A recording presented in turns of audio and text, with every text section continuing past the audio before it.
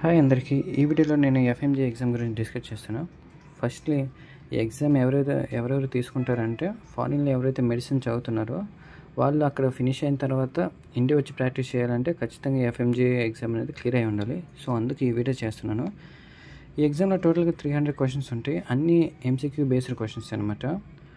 ఈ ఎగ్జామ్లో no negative marking. ఒకవేళ మనం తప్పు పెట్టినా కానీ మన స్కోరింగ్ అనేది తగ్గదు. పాసింగ్ స్కోర్ వచ్చేసి 150 అనమాట. టోటల్ 300 క్వశ్చన్స్ కానీ మనకి 150 కరెక్ట్ అయితే మనది ఇంకా ఎగ్జామ్ పాస్ అయినట్టే.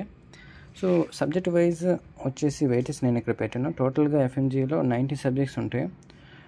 అనాటమీ, ఫిజియాలజీ అన్నీ టోటల్గా 90 సబ్జెక్ట్స్ ఉంటాయి. 90 సబ్జెక్టులు కలుపుకొని టోటల్గా 300 క్వశ్చన్స్ ఉంటాయి. నేను ఇక్కడ estimated number of questions for each subject కూడా వేసాను. అంటే అనాటమీలో 17, ఇలా మైక్రోబయాలజీలో 13, ఇలా పీడియా 15 ఇలా వేసాను. కానివ్వండి, ఇవి ప్రతి ఇయర్కి ఎగ్జామ్కి ఇన్ని క్వశ్చన్లు వస్తాయి, అనాటమీ నుంచి 17 క్వశ్చన్స్ వస్తాయి అని లేదు. ఫర్ ఎగ్జాంపుల్ కోవిడ్ తీసుకున్నాము మనం.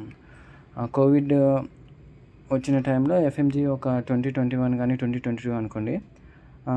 For example drugs used in Covid అని ఏమైనా క్వశ్చన్ వచ్చింది అనుకోండి. ఫార్మకాలజీలో ఇక్కడ నేను 13 రాశాను.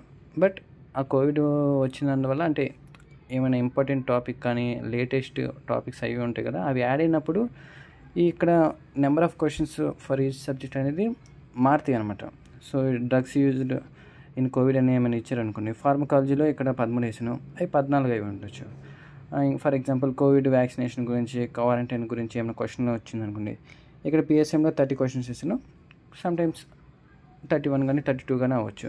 ఇంకా కోవిడ్ సిమ్టమ్స్ కానీ కాంప్లికేషన్స్ కానీ ఏమైనా అడిగితే అది మెడిసిన్ కింద వస్తుంది కాబట్టి 33 వేసాను ఇక్కడ. బట్ 34 కానీ 35 కానీ అలా లేటెస్ట్ న్యూస్ కానీ ఏమైనా ఇంపార్టెంట్గా ఉంది, ఒక డిసీజ్ డయాబెటీస్ ఇలాంటివి ఏమైనా ఉన్నాయి అనుకోండి, కేసెస్ ఎక్కువగా మనం ఎఫ్ఎంజీ తీసుకునే టైంలో వాటి మీద ఎక్కువ క్వశ్చన్స్ అడిగే ఛాన్స్ ఉంటుంది. సో ఈ నెంబర్ ఆఫ్ క్వశ్చన్స్ అనేది జస్ట్ ఎస్టిమేటెడ్గా వేసాను.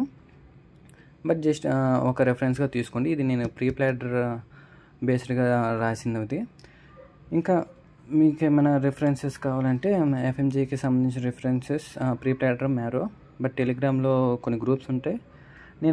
నాకు ఒక ప్రైవేట్ గ్రూప్ ఉంది.